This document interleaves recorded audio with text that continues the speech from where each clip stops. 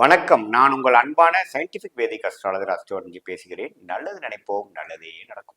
இப்போ தொடர்ந்து நம்மளுடைய காணொலியில் பார்த்தீங்கன்னா, அறிவியல் சார்ந்த ஜோதிட கருத்துக்கள் பார்த்துட்டு இருக்கோம். சயின்டிஃபிக் வேதிக் அஸ்ட்ராலஜி முறையில் ஒளி தத்துவம் எப்படி நம்ம கர்மாவை வந்து வாழ்க்கையில் சம்பவங்களாக கொண்டு வருகிறதுன்னு பார்த்துட்டு இருக்கோம். அந்த அடிப்படையில் பார்த்தீங்கன்னா, இந்த வீடியோவில் நம்ம என்ன பார்க்குறோம், கடக ராசி, அதாவது காலப்புருஷ தத்துவத்தின் 4வது ராசி, அதாவது 90 டிகிரியிலிருந்து 120 டிகிரி என்று சொல்லப்படுகிற அந்த 30 டிகிரிகள் வந்து கடகம் என்று சொல்லப்படுகிற ராசி எத்தகைய தன்மை வாய்ந்ததுங்கிறது கொஞ்சம் டீட்டெயிலாக பார்க்க போகிறோம். அதுக்கு முன்னாடி ஃபஸ்ட் டைம் நம்மளுடைய சேனலுக்கு ஃபஸ்ட் டைம் வரவங்க மறக்காமல் சப்ஸ்கிரைப் பண்ணுங்கள். பிடிச்சிருந்தா வீடியோஸை ஃப்ரெண்ட்ஸ் அண்ட் ரிலேட்டிவ்ஸ்க்கு ஷேர் பண்ணுங்கள்.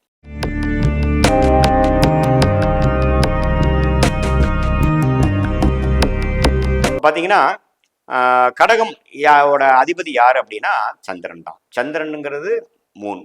சந்திரன் தான் அந்த 4வது ராசி, காலப்புருஷ தத்துவத்தின் 4வது ராசியோட அதிபதி. அந்த 30 டிகிரி ரூல் பண்ணக்கூடிய ஒரு கிரகமாக வருகிறார். சந்திரன் பார்த்தீங்கன்னா நம்மளுடைய என்ன நம்ம வேத ஜோதிடத்தில் என்ன குறிக்குதுன்னு பார்த்தீங்கன்னா, நம்ம அம்மாவை குறிக்கிறது, தாயாரை குறிக்கிறது, நம்மளுடைய இடம் வீடு விஷயங்களையும் குறிக்கக்கூடிய. ஆனால் 4ஆம் வீடாக வந்து பார்த்தீங்கன்னா இம்மூவபிள் அண்ட் மூவபிள் ப்ராப்பர்ட்டிஸ், சுகம் எல்லாத்தையும் குறிக்கக்கூடிய ஒரு கிரகமாக சந்திரன் வந்து வருது. கடகமும் அதே மாதிரி வருது. கடகத்தில் வந்து ஒரு சுபகிரகம் இருக்கும் பொழுது அம்மா வந்து ரொம்ப ஒரு பிரியமான அம்மாவும், கடகமே உச்ச குரு இருந்து அதே சமயத்துல ஒரு சுபகிரகங்கள் தாக்கங்கள் இருக்கும் பொழுது சந்திரனும் கெடாமல் கடகமும் கெடாமல் இருக்கும் பொழுது அம்மா வந்து அப்பாளுக்கற்ற ஒரு அம்மாவாகவும் நம்ம அம்மாவின் சப்போர்ட் நமக்கு பரிபூர்ணமாக ஜாதகர் கிடைக்கக்கூடிய அமைப்பு இருக்கு. இதே கடகத்துல சனி செவ்வாய் ராகு கேதுங்கிற இருந்து சந்திரனும் போய் ராகு கேது சனியோட சேர்ந்து ஒரு நீச்சமா போய் நல்ல இடத்துல இல்லாம ஒரு பாவகிரகத்தின் தாக்கத்திலேயோ பார்வையிலேயோ இருக்கும் பொழுது அம்மா விஷயங்கள் வந்து காரகத்து நம்மளோட வாழ்க்கையிலே சரியில்லாம இருக்கிறது தான் வந்து வேத ஜோதியோட அடிப்படை. ஸோ அந்த அடிப்படையில் பார்த்தீங்கன்னா கடகம் வந்து சரராசியாக வருகிறது. அது ஸ்திரமா உபயமான்னு கேட்டிங்கன்னா இல்லை, சரம் மூவபிள் சைனாக வருகிறது. சரராசியாக இருக்கிறது ஒரு அருமையான விஷயம். நம்ம ஸ்ட்ராங் சரராசியில் இருக்கக்கூடிய கிரகங்கள் நல்ல பலனை கொடுப்பார். ஸோ அந்த விஷயத்தில் சரராசியாக வருது. என்ன தத்துவத்தில் வருதுன்னு பார்த்தீங்கன்னா நீர் தத்துவத்தில் வருது. கடகம் வந்து நீர் தத்துவத்தில் வரனால அந்த இருக்கக்கூடிய கிரகம்லாம் கொஞ்சம் நீர்ல ஒரு கிரகம் இருந்தால் எப்படி வேலை செய்யுமோ அது மாதிரி தான் இருக்கும். மேஷத்துக்கு அப்படியே ஆப்போசிட். மேஷம் பார்த்தீங்கன்னா நெருப்பு ராசியா இருந்து அதுல இருக்கக்கூடிய கிரகம்லாம் பயங்கர வைப்ரண்டாகவும் பயங்கர சுறுசுறுப்பாக செயல்படும் நம்ம பார்த்தோம். கடகத்துல செயல்படுறது பார்த்தீங்கன்னா சரராசியாக இருக்கிறதுனால ஓரளவுக்கு ஃபாஸ்ட் ஸ்பீடும் கிடைக்கிறது. அதே சமயத்தில் நீர் ராசியா இருக்கிறதுனால தன்மை மாறும். ஸோ இது பார்த்தீங்கன்னா கடகம் வந்து இந்த குளமா குட்டமா ஆறா அப்படின்னு பார்த்தீங்கன்னா மீனம்ங்கிற 3 வந்து நீர் ராசி இருக்கு. மீனம், விருச்சிகம், கடகம். அதில் வந்து மீனம் பார்த்தீங்கன்னா கடல் சார்ந்த விஷயங்கள், விருச்சிகம் பார்த்தீங்கன்னா உங்களுக்கு வந்து லேக்கு குட்டை அப்படின்னு அப்படியே தேங்கி இருக்கக்கூடிய நீர். இதே வந்து கடகம் பார்த்தீங்கன்னா ரிவர், ஆறை குறிக்கக்கூடிய ஒரு விஷயமாக இருக்கிறது உலகளாவிய ஜோதிடத்துல.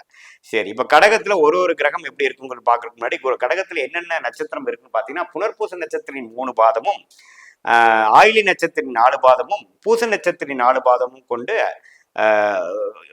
9 பாதங்கள் கொண்ட ஒரு கடக ராசியாக வருகிறார். அதாவது புனர்பூச நட்சத்திரத்தின் லாஸ்ட் பாதம் என்று சொல்லப்படுகிற 4வது பாதமும், ஆயில நட்சத்திரத்தின் 4 பாதமும், பூச நட்சத்திரின் 4 பாதம் கொண்ட 9 பாதம் கொண்டதுதான் கடகம். சரி, கடகத்துல ஒரு கிரகம் எப்படி இருக்கிறப்போ எது மாதிரி ஒரு பலனை கொடுக்கிறார் என்பதை நம்ம பார்க்க போறோம். குரு வந்து கடகத்தில் இருக்கிறது அருமையான விஷயம். உச்சம் பெறுகிறார். உச்ச குரு பாத்தீங்கன்னா 12 வருஷத்துக்கு ஒருத்தர் தான் வருவாரு. அதுல வந்து கடகத்துல குரு இருந்தா உச்சம் பெற்று குருவின் காரத்துவமாகிய நிதி, நல்ல மனசு, நல்ல ஒரு அருமையான வாழ்க்கை, பேங்கிங் செக்டார், சொல்லிக் கொடுக்கும் வேலை, டீச்சிங், குருமார் போல பெரிய வாழ்க்கை வாழக்கூடியது, ஒரு மாஸ்டர்ஜி ஆகுறது, குருஜி ஆகுறது, அது மாதிரி விஷயத்துக்கெல்லாம் அருமையான ஒரு விஷயமான குரு வந்து உச்சம் பெற்ற குரு நல்லா கொடுப்பார். குறிப்பா உங்களோட குரு தசையெல்லாம் நடக்கும் பொழுது நல்ல அமைப்பு இருக்கு. குருவே உங்கள் லக்னத்துக்கு ராஜோகதிவே இருக்கவங்க கேட்கவே வேண்டாம், நல்ல பலமே இருக்கு. குரு வந்து உச்சம் பெறுகிறார். சனி வந்து கடகத்தில் இருந்தால் பகை பெறுகிறார். சனி வந்து கடகத்தில் இருக்கிறது நம்பவும் தவறு. கடகத்தை கெடுப்பார். அதே சமயத்தில் சந்திரன் வீட்டில் சனி இருப்பது சந்திரனுக்கும் சனிக்கும் நல்லதில்ல. சனி திசை நன்றாக இருக்காது. அப்படியே குருக்கு ஆப்போசிட்டாக தான் நீங்கள் எடுத்துக்கணும். அதே சமயத்தில் கடகத்தில் செவ்வாய் இருந்தால் நீச்சம் பெறுகிறார். நீச்சம்னு என்னங்க, அதோட உச்ச வீட்டுக்கு ஆப்போசிட்டாக நீச்சம் பெற்று கொஞ்சம் செவ்வாயின் காரணமாகிய நம்ம வீரம் அது மாதிரி விஷயங்களாம் கொஞ்சம் குறைவாகவும், கட்டிடம் விஷயத்தான் கொஞ்சம் குறைவாகவும் நீச்சம் பெற்றக்கூடிய அமைப்பு தான் நமக்கு கிடைக்குது. அதே சமயத்தில் அது பயங்கர ஒரு பகை டிஸ்டர்ப் ஆகாது. ஏன்னா சந்திரனோட வீட்டில் செவ்வாய் வந்து அப்படி ஒன்று நம்ம தவறு. ஏன்னா சந்திரனுக்கும் செவ்வாய்க்கும் நல்ல நட்புறவு இருக்கு. இதே சுக்கிரன் வந்து கடகத்துல இருந்தாருன்னா சுக்கிரன் பகை பெற்று சுக்கிரன் வந்து அவ்வளவு நல்ல பலனை கொடுக்காது. ஏன்னா சந்திரன் வீட்டுல சுக்கிரன் வேலை செய்யாது. ஏன்னா சுக்கிரனுக்கும் சந்திரனுக்கும் நல்ல ஒரு நட்புறவு இல்லை. ஸோ சுக்கிரன் கடகத்தில் இருக்கிறது சுக்கிர திசைக்கோ சுக்கிரனின் காரத்துவத்துக்கோ நல்ல விஷயம் இல்லை. குரு பௌர்ணமி சந்திரனின் தொடர்பு நல்ல ஒரு விஷயத்தை மாற்றும். மற்றபடி வந்து ஒரு அருமையான அமைப்பா நம்ம எடுத்துக்க முடியாது. அதே சமயத்துல புதன் வந்து கடகத்துல இருக்கிறது பாத்தீங்கன்னா ஓரளவுக்கு பரவாயில்லை. ஏன்னா புதனுக்கும் கடகத்துக்கும் ஒரு வித்தியாசமான, புதனுக்கும் சந்திரனுக்கும் ஒரு வித்தியாசமான ஒருவருக்கு சந்திரன் வந்து புதனை பிடிக்கும், புதனுக்கு வந்து சந்திரனை பிடிக்காது. அப்படி ஒரு அமைப்பு இருக்கு. ஸோ அப்படிங்கிறப்போ ஓரளவுக்கு நம்ம புதன் இருக்கும். அது புதன் லக்னமா கடக லக்னமா இருக்கும்போது புதன் திக்பலம் பெற்றார். அதனால கொஞ்சம் நல்ல அமைப்பு வருமே ஒழிய புதன் வந்து கடகத்தில் இருக்கிறது ஒரு அருமையான அமைப்பு கிடையாது. சூரியன் வந்து கடகத்தில் இருக்கிறது நல்லது. சூரியனும் சந்திரனும் நட்புறவு உள்ள கிரகங்கள். ஸோ சூரியன் கடகத்தில் இருக்கிறது நம்மள. சூரியன் கடகத்தை எப்போ இருப்பான்னு கேட்டால் ஆடி மாசத்துல தான் இருப்பார். ஆடி மாசத்துல பிறக்கிற குழந்தைகளுக்கெல்லாம் சூரியன் கடகத்தில் தான் இருப்பார். ஸோ அதுவும் நல்ல ஒரு விஷயம்தான். சந்திரனே கடகத்தில் இருந்தால் ஆட்சி பலம் பெறுகிறார். சந்திரன் ஆட்சி பலம் பெற்று கடகராசிக்காரர் ஆகிறீர்கள். அதுவும் ஒரு நல்ல அமைப்பு தான். தாயார் விஷயத்துக்கு அந்த மாதிரி விஷயத்துக்குலாம் ஒரு அருமையான விஷயங்கள் கொடுக்கக்கூடிய அமைப்புகள் இருக்கு.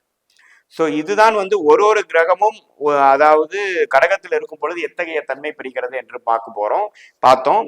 அதுல பாத்தீங்கன்னா ராகு வந்து கடகத்தில் இருக்கும் பொழுது நல்ல ஒரு பலனை கொடுப்பார். ஏன்னா கடக ராகு வந்து ஒரு யோக ராகு, நல்ல ஒரு விஷயத்தை கொடுப்பார். குரு சுக்கிரன் தொடர்பு வரும் பொழுது கேட்கவே வேண்டாம், அருமையான ராகுவாக கொட்டக்கூடிய ஒரு நல்ல பலனை கொடுக்கக்கூடிய ராகு திசையாக இருக்கும். கேது வந்து கடகத்தில் இருக்கிறது அவ்வளவு சிறப்பில்லை, ஒரு மாதிரியான தன்மையை கொடுக்கக்கூடிய ஒரு அமைப்பு தான் இருக்கிறது. ஸோ கடகம்ங்கிறது ஒரு அருமையான வீடு, மிகவும் முக்கியமான வீடு, சரராசியான வீடு, அதே சமயத்தில் நீர்த்தன்மையான வீடு, அம்மா என்று சொல்லக்கூடிய மிகவும் முக்கியமான ஒரு உறவாகிய அம்மாவை குறிக்கக்கூடிய ஒரு வீடாக இருக்கிறனால கடகம் முக்கியமான வீடு. அந்த கடக வீடு உங்களுடைய ஜாதகத்தில் எத்தனாவது வீடாக வருகிறது? லக்னமா வந்தால் நீங்க கடக லக்னமா போறீங்க, அல்லது நீங்க வந்து துலா லக்னமா இருந்தீங்கன்னா கடகம் தான் உங்களுக்கு தொழில் ஸ்தானமா வருது. எந்த மாதிரி ஒரு லக்னத்துல பிறந்து இந்த கடகம் எத்தனாவது வீடா வருது, கடகத்தில் எத்தகைய கிரகங்கள் இருக்கு, அந்த கிரகத்தின் திசைகள் எப்போ வருகிறது என்று நீங்களே பார்த்து பலனை எடுத்துக்கொள்ளலாம். மீண்டும் மற்றொரு காணொளியில் சந்திப்போம். நன்றி, வணக்கம்.